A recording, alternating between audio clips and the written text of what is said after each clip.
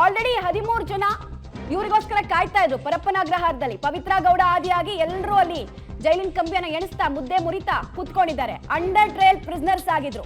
ಈಗ ದರ್ಶನ್ ಕೂಡ under trial prisoner ಆಗ್ತಾ ಇದ್ದಾರೆ. ಅವರ ಸಂಗಡಿಗರ ಜೊತೆಗೆ ವಿಚಾರಣಾಧೀನ ಕೈದಿಯ ಪಟ್ಟವನ್ನ ಅಲಂಕರಿಸ್ತಾರೆ 13 ವರ್ಷಗಳ ಬಳಿಕ.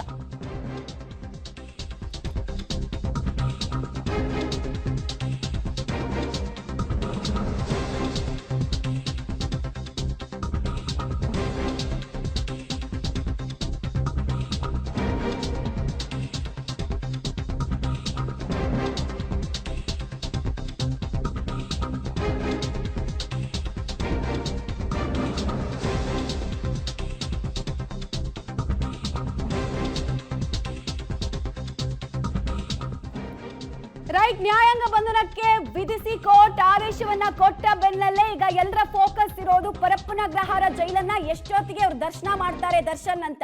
13 ವರ್ಷಗಳ ಬಳಿಕ ಜೈಲಿಗೆ ದರ್ಶನ್ ಮುಖ ಮಾಡ್ತಾ ಇದ್ದಾರೆ. ಜೈಲಿನ ಕಡೆಗೆ ಮೆರವಣಿಗೆ ಹೊರಡ್ಬೇಕು. ಇಷ್ಟಿನ ಗಾಂಧಿನಗರದಲ್ಲಿ ಅವರ ಚಿತ್ರಗಳ ಮೂಲಕ ಮೆರವಣಿಗೆ ಹೊರಡ್ತಾ ಇದ್ರು. ಈಗ ಕೊಲೆ ಆರೋಪದ ಅಡಿಯಲ್ಲಿ ಪರಪ್ಪನ ಅಗ್ರಹಾರದ ಕಡೆಗೆ ಮೆರವಣಿಗೆ ಹೊರಡಬೇಕಾಗಿರುವಂತಹ ವಿಪರ್ಯಾಸ ನೋಡಿ, ಎಂತ ವಿಪರ್ಯಾಸ ಅಂತ ಹೇಳಿ. 13 ವರ್ಷಗಳ ಬಳಿಕ ಹಾಗೂ ಕನ್ನಡ ಚಿತ್ರರಂಗದ ಇತಿಹಾಸದಲ್ಲೇ ಮೊದಲ ಸಲ ಕೊಲೆ ಪ್ರಕರಣಕ್ಕೆ ಸಂಬಂಧಪಟ್ಟಂತೆ ಚಿತ್ರನಟನೊಬ್ಬ ಪರಪ್ಪನ ಅಗ್ರಹಾರ ಜೈಲು ಸೇರ್ತಾರು. ಸ್ಯಾಂಡಲ್ವುಡ್ಗೆ ಅತ್ಯಂತ ಮುಜುಗರ ತಂದಂತಹ ಪ್ರಕರಣ. ಕೆಲವೇ ಕ್ಷಣಗಳಲ್ಲಿ ಜೈಲಿನ ಕಡೆಗೆ ಡೆವಿಲ್ ಗ್ಯಾಂಗ್ ಮುಖ ಮಾಡುತ್ತೆ ಅನ್ನೋದು ತಿಳಿದು ಬರ್ತಾ ಇದೆ. ಅತ್ಯಂತ ಅಮಾನುಷ್ಯವಾಗಿ ರೇಣುಕಾಸ್ವಾಮಿ ಹತ್ಯೆ ಆದ ಬಳಿಕ 12-13 ದಿನಗಳಿಂದ ಕೂಡ ಪೊಲೀಸ್ ಕಸ್ಟಡಿಯಲ್ಲಿದ್ದಂತಹ ನಟ ಹಾಗೂ ಸಂಗಡಿಗರು, ನಟ ಹಾಗೂ ಪಟಾಲಂ ಈಗ ಜೈಲಿನ ಕಡೆಗೆ ಮೆರವಣಿಗೆ. ಮೊನ್ನೆ ಪವಿತ್ರ ಗೌಡ ಜೈಲ್ ಸೇರಿದ್ರು, ವಿಚಾರಣಾಧೀನ ಕೈದಿ ಆಗಿದ್ರು. ಆ ಪಟ್ಟ ಅವ್ರಿಗೆ ಫಸ್ಟೇ ಸಿಕ್ಕಿತ್ತು. ದರ್ಶನ್ಗಿಂತ ಮೊದಲೇ ಆ ಪಟ್ಟವನ್ನು ಅಲಂಕರಿಸ್ಬಿಟ್ಟಿದ್ರು ನೋಡಿ. ಇವತ್ತು ನೋಡಿದ್ರೆ ಅವರ ಸ್ನೇಹಿತ ಗೆಳೆಯ ದರ್ಶನ್ ಅವರು ಕೂಡ ಜೈಲಿಗೆ ಹೋಗ್ತಾ ಇದ್ದಾರೆ.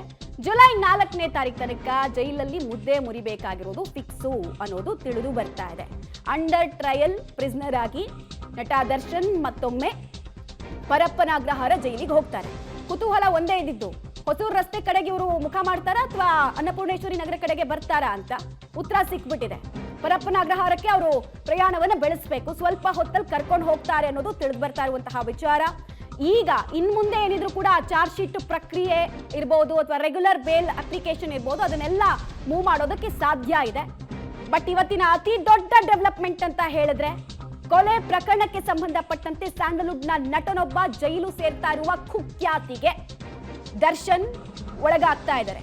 ಅನೇಕ ಪಟ್ಟಗಳು ಅವ್ರಿಗೆ ಸಿಕ್ಕಿತ್ತು ಅವರು ಚಿತ್ರರಂಗದಲ್ಲಿ ಅಭಿನಯಿಸಬೇಕಾದ್ರೆ. ಬಟ್ ಈ ಪಟ್ಟ ಇದೆಯಲ್ಲ, ವಿಚಾರಣಾಧೀನ ಕೈದಿ ಪಟ್ಟ, ಬಹುಶಃ ಯಾವ ಚಿತ್ರರಂಗದ ನಟ ಕೂಡ ಬಯಸದೇ ಇರುವಂತಹ ಪಟ್ಟ.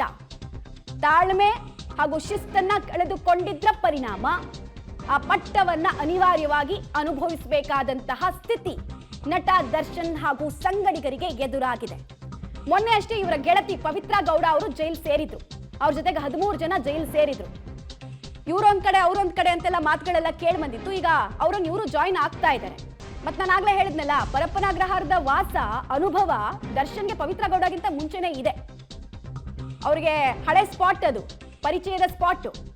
ಯಾರಿಗೊತ್ತು, ಹಿಂದೆ ಯಾರಾದ್ರೂ ಕೈದಿಗಳೇನಾದ್ರೂ ಫ್ರೆಂಡ್ ಆಗಿದ್ರೆ ಈಗ ಮತ್ತವ್ರನ್ನ ನೋಡೋ ಭಾಗ್ಯ ಕೂಡ ಸಿಗ್ಬಹುದು.